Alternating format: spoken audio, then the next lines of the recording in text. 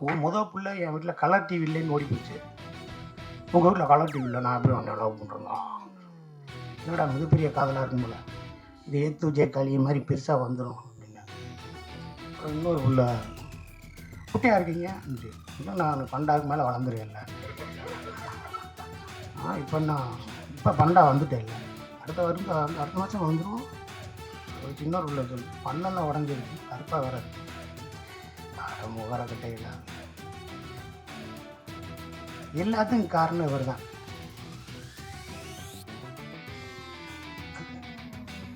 இதே கோயிலில் ஒரு பாட்டு, நான் வந்து லவ் லெட்டர் கொடுக்கணும்னு போகிறேன். அந்த புள்ள முளைப்பாரி தூக்கிட்டு இருந்துச்சு. பார்க்குறேன். அப்போ வாட்ஸ்அப்பில் செல்லுமில்ல ஒரு அளவும் கிடையாது. பார்க்குறேன். அந்த பிள்ளை அங்கே தூரமாக இருந்துச்சு. அப்படியே பார்க்குறேன். அந்த பிள்ளை என்ன ஆயிடுச்சு, நாங்கள் உடனே பேப்பர்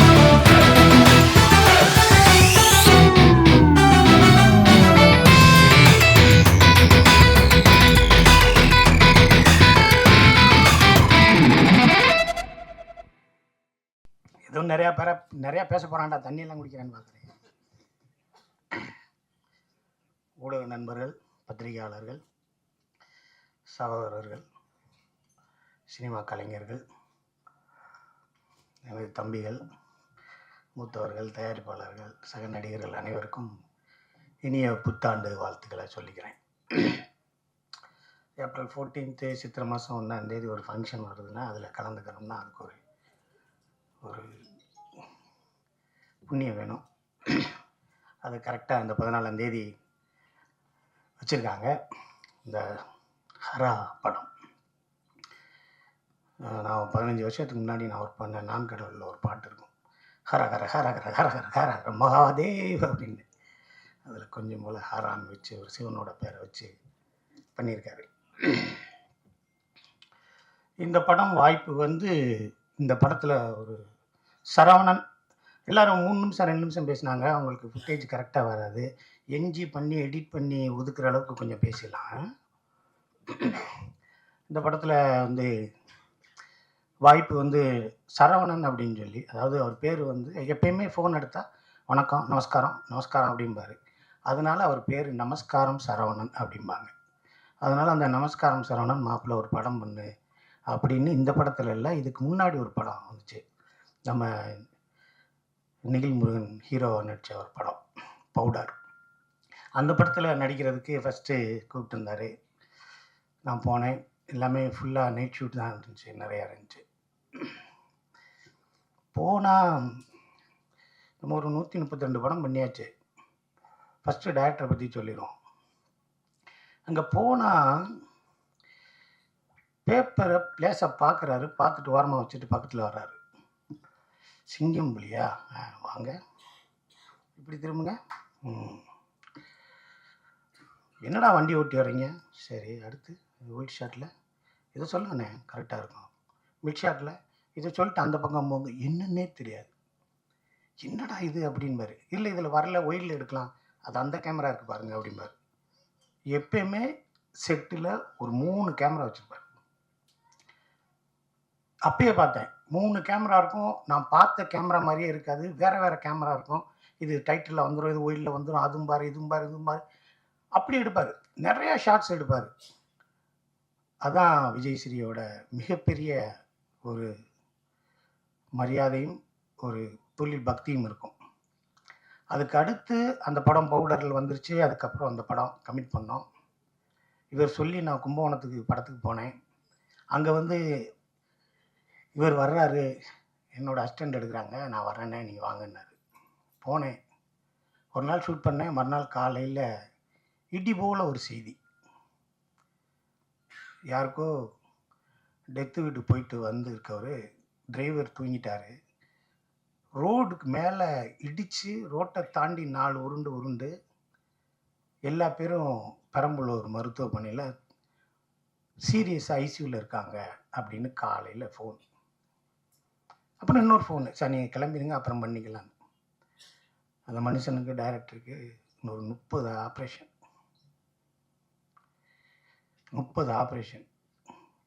என்னடா இது இப்படி ஆயிடுச்சு, என்னடா இது இப்படி ஆயிடுச்சு, என்னென்னமோ கதையை சொன்னார்.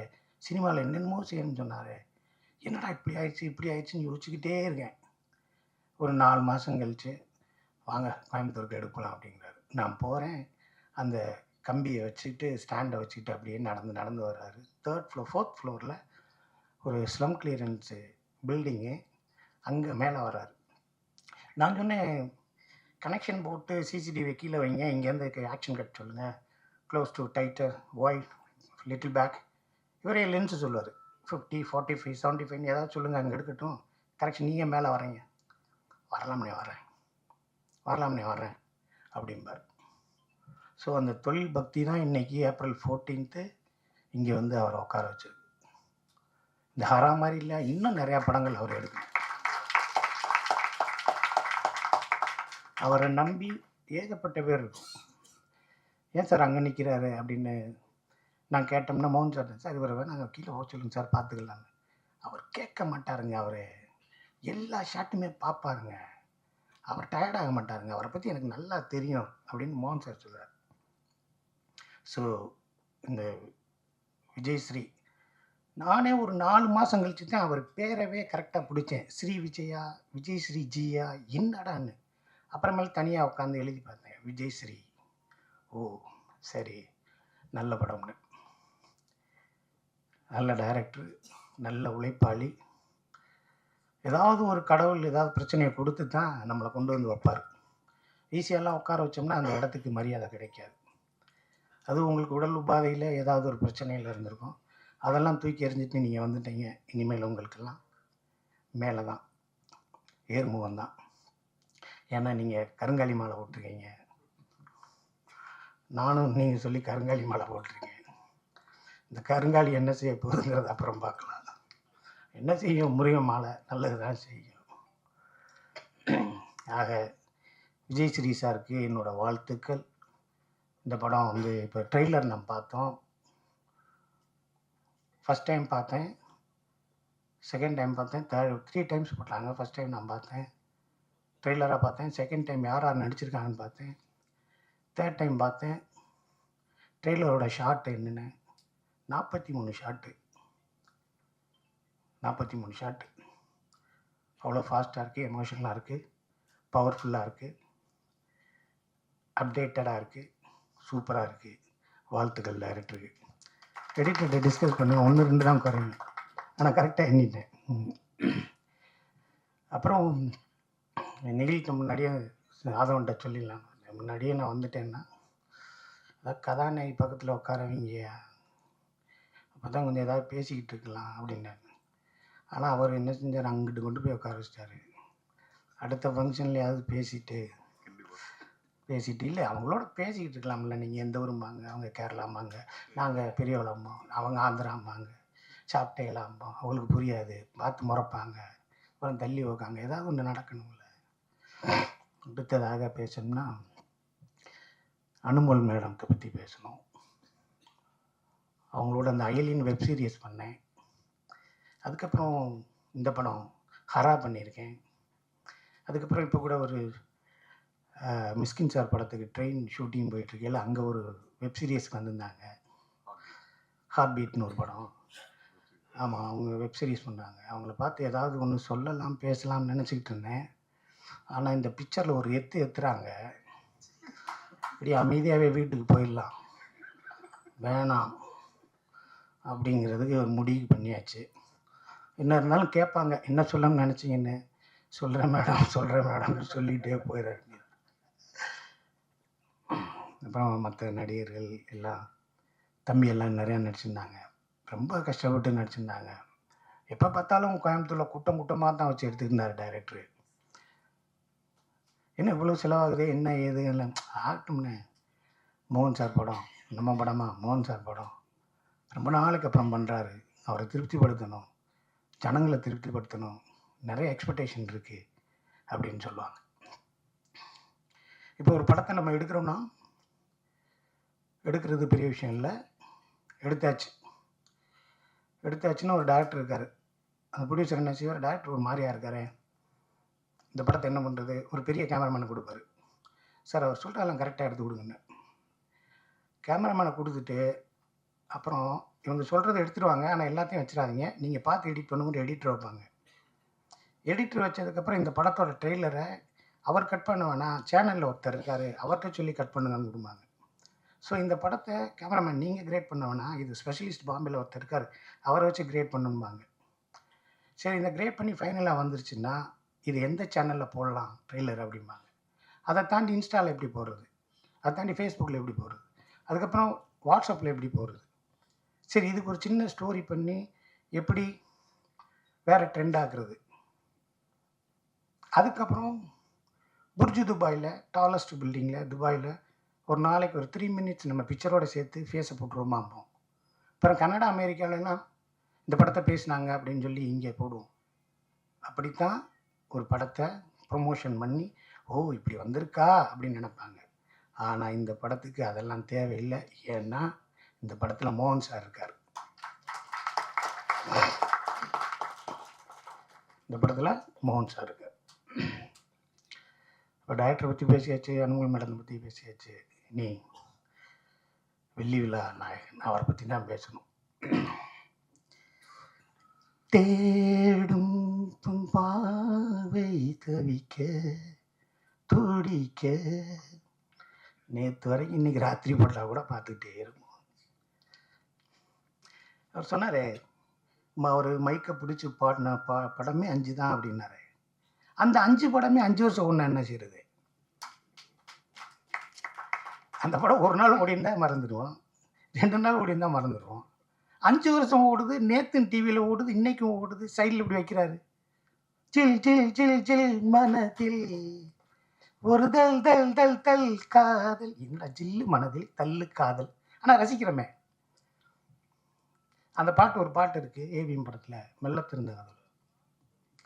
துளசி நல்லவதான், பொறுப்பு உள்ளவதான், பொருத்தம் இருக்கு ஜோராகத்தான், பொருத்தம் இருக்கு ஜோராகத்தான், ஓ பொண்ணை வீட்டுக்கு அனுப்பு ஜோராகத்தான். எப்படி எப்படி இருக்கு ஜோராகத்தான், ஓம் பொண்ணை வீட்டுக்கு அனுப்பு ஜோராகத்தான். என்னடா இது, இந்த பாட்டுக்கெல்லாமாடா நம்ம கையை தட்டிருக்கோம். என்னடா சோரா இருக்கு சோராகத்தானா, நம்மளும் பாட்டு எழுதிடலாம்டா. நம்மளும் உட்காந்து இருக்கா ஓரமா போரா வேகமா இப்படின்னு எழுதி பார்த்தா அடிக்க வர்றேன். அது மணிவண்ணன் சார் மாவட்ட ஒர்க் பண்ணுற இருக்கும்போதும் சரி, மனோபாலா சார் கூட சேர்ந்து நடிக்கும்போதும் சரி, நேற்று நான் கே ரங்கராஜ் சார் படம் கூட நான் பண்ணியிருக்கேன். அவரும் சொல்லுவார், எங்களை வாழ வச்சதே இளையராஜாவும் மோகன் சாரும் தான். நாங்களாக பேசிக்கிடுவோம், 7ஆம் தேதி காலையில் நீ எடுத்துடுறியா, 9ஆம் தேதி நான் கூப்பிட்டு போயிடுறேன், இல்லை நீ 10ஆம் தேதி மதியானம் நீ கூப்பிட்டு போயிரு. இவர் என்னையா சொல்கிறீங்க, அங்கே வாங்க அட இங்கே போங்க ஒரே நேரத்தில். அது எல்லாரும் சரியாக எடுக்கணும்ல, சூப்பராக எடுத்துட்டாங்களே. புரியுதுங்களா உங்களுக்கு? மணிவன் சார் நல்லா இருக்கிறார், கே ரங்கராஜ் சார் நல்லா இருக்காரு, மனோபால சார் நல்லா எடுக்கிறாரு. இன்னும் சொல்ல முடியாது. எல்லா பேருக்கும் எவ்வளோ பேர்த்துக்கு ஒரு லைஃப் கொடுத்துருக்காரு, இவ்வளோ பேரை வாழ வச்சிருக்காரு. நான் ஒரு இன்னொருத்தர் சொன்னார், நான் ஒன்று இம்ப்ரெஸ் பண்ணணும், சாரை வச்சு இம்ப்ரெஸ் பண்ணணும், அதுக்காக நான் ஒன்று ப்ரிப்பேர் பண்ணியிருந்தேன், அதை வந்து நிகில்முரியன் சார்ட்ட. அது கம்மிங்க, இன்னும் கிடக்கு, கடலாக கிடக்கு, அதெல்லாம் எடுத்து பேசுங்க, நிறையா இருக்குது. ஆனால் இவ்வளோ பெரிய சில்வர் ஜூப்ளி ஹீரோ நாங்கள் நடிக்கும்போது அப்படி இல்லை, பக்கத்தில் நடிக்கும்போது இல்லை, அமைதியாக இருப்பார். 2 பேர் உதவியாளர், ஒரு டிரைவர் இருப்பார், சாப்பிடுவார். யார்கிட்டையும் ஃபோன் பண்ணி கூட இந்த சாப்பாடு வேணும்னு கேட்க மாட்டார், எத்தனை மணிக்கு அனுப்புவீங்கன்னு கேட்க மாட்டார். ஓகேவா செக் பண்ணிக்கங்க நான் போகலாமான்னு கேட்பார். காலையில் எத்தனை மணிக்குன்னு சொல்லுங்கள் நான் வர்றேன்பார். இவர் ரேஞ்சிலெல்லாம் நான் இருந்தேன்னா தவிக்க விட்டுருவேன், துடிக்க விட்டுருவேன், சித்திரவதை பண்ணியிருப்பேன். போன் எடுக்க மாட்டேன், பொய் சொல்லுவேன். இப்போ கூட காலையில் டாக்டர் கேட்டார் வரீங்களா அண்ணேன்னு, போட்டேன் ஒரு பொய்யை, அண்ணன் ஸ்ரீபெரும்புதூர்னே. அதே பொய்யை மெயின்டைன் பண்ணோம்ல, அடுத்த விட ஃபோன் பண்ணல மேல்மருவத்தூர்னே. என்னடா அது இவ்வளோ பொய் சொல்கிறாங்க. ஆனால் அவர் என்கிட்ட முதலே ஒன்று போட்டு வச்சுருந்தார், அண்ணே உங்களை வச்சு பெருசாக ஒன்று அடுத்து பண்ண போகிறேன்னு. இந்த தவறி இருமேன்னு சொல்லி பதறி அடித்து இந்த காவேரி ஸ்ட்ரீட் வழியாக வந்தேன் பாருங்க. எதுக்கு குளிக்க போகிறீங்களான்னு ஆதவன் கேட்டாப்புல. குளிக்க போலையா, வேர்க்குதியா, இருந்தாலும் நீ மறந்துடுவான்னு சொல்லிடுறேன். ஆக இந்த படம் ஹரா இது ஒரு மிகப்பெரிய ஒரு மைல்கல்லான ஒரு படமாக இருக்கும். மோகன் சாருக்கு கன்னை கொடுத்துருக்கீங்க. விஜய் சார், இசையில் மயங்காதவர்கள் யாருமே கிடையாது. அவர் இசையோட அந்த உருவமாகவே நம்மளுக்கு மோகன் சார் இருக்கட்டும்.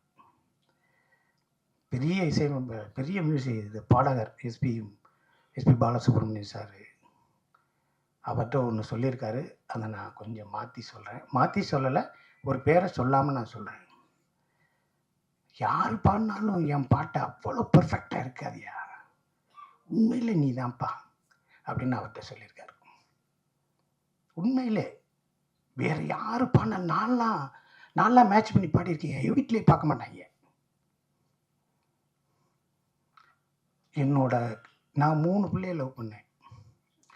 3 பிள்ளைய லவ் பண்ணுறதுக்கு காரணம் இவர் தான். முதல் பிள்ளை என் வீட்டில் கலர் டிவி இல்லைன்னு ஓடி போச்சு. உங்கள் வீட்டில் கலர் டிவி இல்லை, நான் எப்படி அவனை லவ் பண்ணுறேங்க, இதோட மிகப்பெரிய காதலாக இருக்கும் போல், இது ஏத்து ஜெய களி மாதிரி பெருசாக வந்துடும் அப்படின்னு. அப்புறம் இன்னொரு பிள்ளை, குட்டியாக இருக்கீங்க இருந்துச்சு. இல்லை நான் பண்டாவுக்கு மேலே வளர்ந்துருவேன் இல்லைன்னு. இப்போ பண்டா வந்துட்டேன் இல்லை, அடுத்த மாதம் வளர்ந்துடும். அப்புறம் சின்னொரு பிள்ளை சொல்லிச்சு, பல்லெல்லாம் உடஞ்சிருக்கு, கருப்பாக வேற இருக்குச்சு. அட முகர கட்டையில் எல்லாத்துக்கும் காரணம் இவர் தான்.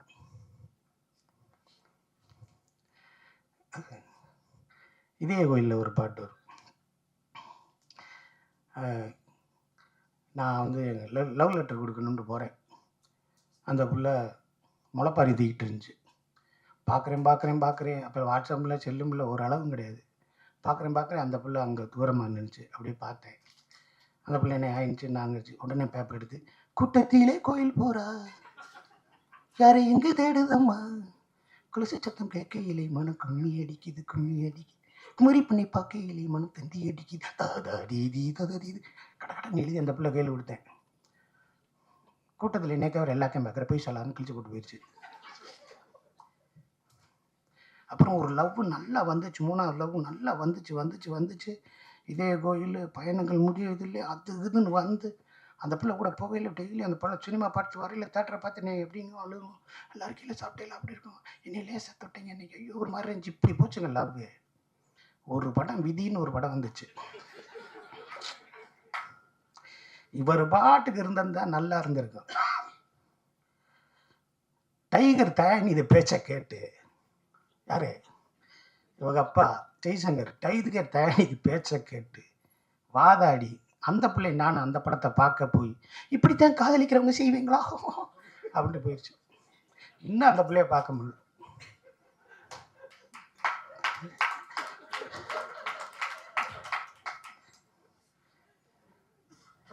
இன்னும் பார்க்க முடியல. சரி பரவாயில்ல, இருந்தாலும் நம்மளுக்கு அந்த உடம்புக்குள்ள ஒரு கெமிஸ்ட்ரி ஏற்படுத்தி அந்த வயசில் நம்மளும் காதலிச்சிருக்கோம்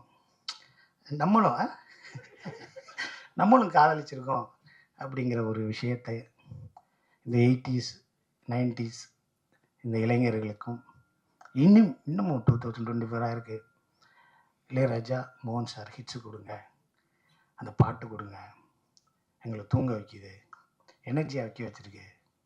நாளைக்கு மாப்பிள்ள கன்னியாகுமரி வரைக்கும் போகிறேன், அந்த 2 சீடியை போட்டு விட்டோம்னா ஜம்முன்னு போயிட்டு வரலாம்டா அப்படிங்கிற அளவுக்கு இன்னமும் நிறையா பேர் இருக்காங்க. எந்த பாட்டு கேட்டாலும் எந்த இதை பார்த்தாலும் எல்லாம் அமைச்சிருவாங்க. ஏன்னா இது முடியட்டும், மோகன் சார் பாட்டு முடியட்டும், இது நல்லா இருக்கும் போடு அப்படிங்கிற அளவுக்கு இன்ன வரைக்கும் நம்ம வீட்டுக்குள்ளே வந்து உட்கார்ந்துருக்கிற மோகன் சார், அவரோட அன்புக்கும் அவரோட உள்ளத்திற்கும் அவரோட ஹேபிட்ஸுக்கும் தம் அடிக்க மாட்டாருங்க, தண்ணி அடிக்க மாட்டாருங்க, யாரையா பற்றி பேசினா போயிடுறாருங்க. இவர் பாட்டுக்கு வந்து மகளுக்கு ஒன்றாச்சேன்னு சோகமாக உட்காந்துருக்காரு. மகளை கொண்டு விட்டாங்க இல்லைன்னு என்னமோ உட்காந்துருக்காரு. நானும் ஆதவனும் என்னைக்கும் இல்லாம உன்கிட்ட இப்போது ஆசை டீன் டீன் டீன் டீன், எப்பப்ப வந்தாலும் அப்பப்ப கல்யாண பூசை டீன் டீன் டீன் வீடியோ போட்டுருக்கோம். அப்படியே பார்க்குறாரு. பார்த்துட்டு டைரக்டரை பார்க்குறாரு. டைரக்டர் இன்னைக்கு சாயந்தரம் போயிடுவாங்க சார். அப்படின்னா இவரை பார்த்து நாங்கள் டீங்கிறது. அதுவும் ஏதோ பிரச்சனை நடக்குது, என்ன ஆகும்னு. என்ன 8 மணிக்கு டிக்கெட்டா? 8 மணிக்கே டிக்கெட் போட்டேன். 10 மணிக்கு போகிறது, 8 மணிக்கே டிக்கெட் போட்டு அது அவ்வளோ பேரையும் அரவணைச்சு, அவ்வளோ பேரையும் அன்பு நேசிக்கும் எங்கள் மோகன் சார். இன்னும் அவரை பற்றி பேசினா நிறைய பேசிகிட்டே இருக்கலாம். அவர் அன்புக்கும் இப்போ விஜய் சாரை தாண்டி அடுத்து ரஜினி சார் வரைக்கும் போயிட்டார். இன்னும் நீங்கள் Amitabh Bachchan sir, Jackie Shroff, Tom Lee Jones, Harrison Ford, அப்படி போகணும். நான் உங்களை பார்த்து ரசித்த நாங்கள், இந்த உலகமுறை இருக்கும் தமிழர்கள் நேசிக்கும் நீங்கள் என்றென்றும் சந்தோஷமாக அன்போட உங்கள் இயல்போடு வாழ வேண்டும் என்று இந்த சபைக்கு கூறிக்கொண்டு வாய்ப்புக்கு நன்றி கூறி விடைபெறுகிறேன். ப்ரொடியூசர் சார், காப்பி சொன்னேன்னா வரலையே அப்படிமே. அவர் வந்துடும் சார். என்ன சார் வரும், நேற்று காப்பி கேட்டுக்கிறேன் தரமாட்டுறாங்க. என்ன அப்படின்னு ஜூஸ் கேட்டால் வந்துடலையே. அப்புறம் இவர் கொண்டு வருவார். ஏன் நீங்கள் கொண்டு வர்றீங்க? ஏதாவது செஞ்சாலும் செஞ்சுக்கிற வேண்டியது. ப்ரொடியூசரை பார்க்கணுமே சார். 7வது நாள் தான் சொல்கிறாரு நான் தான் ப்ரொடியூசர். அப்புறம் யோசிச்சு பார்த்தேன், ஏதாவது செஞ்சுருக்கமா திட்டிருக்கமான்னு. அதெல்லாம் இல்லை. அவ்வளோ பேரையும் அன்பாக வச்சுருந்தார். மிகப்பெரிய ஹோட்டலில் தங்க வச்சுருந்தார். இந்த படம் எவ்வளோ செலவாயிருக்குன்னு என்னாலே சொல்ல முடியாது. ஒரு பிரம்மாண்ட படத்தை கொடுத்துருக்கு தயாரிப்பாளருக்கு. என்றென்றும் நன்றி சொல்லிக்கிறேன். அடுத்த படத்தில் மறக்கப்படலான்னு நினைக்கிறேன். நன்றி.